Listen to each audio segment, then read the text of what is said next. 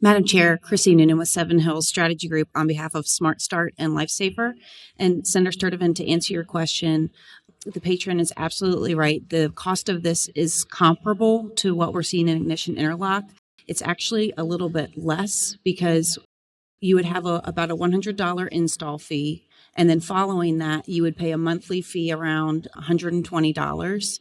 You're going to see with Ignition Interlock, you have to check in more regularly on a monthly basis to ensure that the system is working correctly, whereas you won't need to do that here.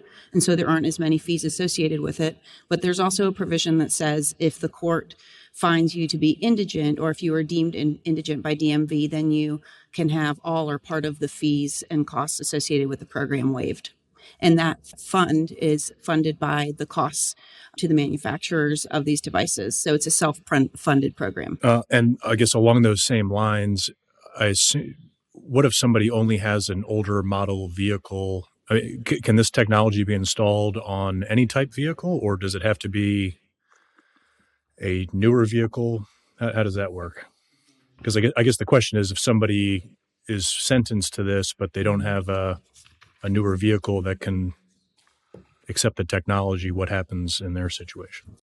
Madam Chair, Senator Sturtevant, that perhaps VASAP could talk to the types of vehicles that Ignition Interlock can currently be installed on, but I would say that this program and device would model that program. There's also language in the bill that says, as part of the regulatory process that VASAP will undertake if this bill is successful, considerations is that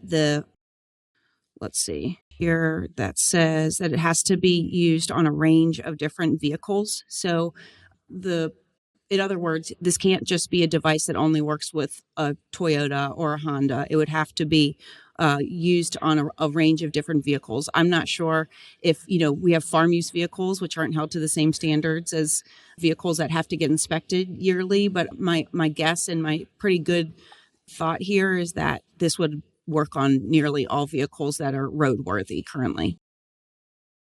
Thank you very much. Senator DeSteph. Thank you, Madam Chair. Delegate Hope, thank you for bringing the bill, and thank you for answering my litany of questions earlier today on this. I had multiple concerns. I had a concern from the market standpoint of how many manufacturers are there, and I believe there's 7. We talked about the cost of this and then what would happen if somebody couldn't afford it, because we want to make sure that if we're putting something in to help somebody who's otherwise on a restricted driver's license. On the issue with the vehicle, we have time to research that, Senator Sturtevant, before the floor. And that might be a good one, because if we look at the older technology, so basically anything that operated with a carburetor-based engine, but even when you had cruise control then, it would limit the fuel going to that carburetor. And it was between the carburetor and accelerator in there, they would do that. So I think that could be, but I'm actually going to look at that before it hits the floor, just in case. I wasn't in support of this originally.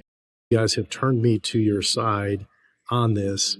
I may throw up an abstention to look into a little bit more on this, but you have convinced me that after answering my litany of questions, and I'm glad and I'm not sure if you did this in your testimony or not, Delegate Pope, but where you talked about the fact that the court orders this, but it's like the interlock where the program commissioner basically is the one who could restrict a license from there for noncompliance, because they're the one administering it after a court already says what the punishment is. So I appreciate you guys bringing this forward, and I appreciate you answering my litany of questions on this one. So thank you. Thank you so much. I agree. I think this is a great idea with the fatalities that we've had on the roads. And I know going up and down 95, quite often I am passed by someone who is driving in excess of 100 miles per hour.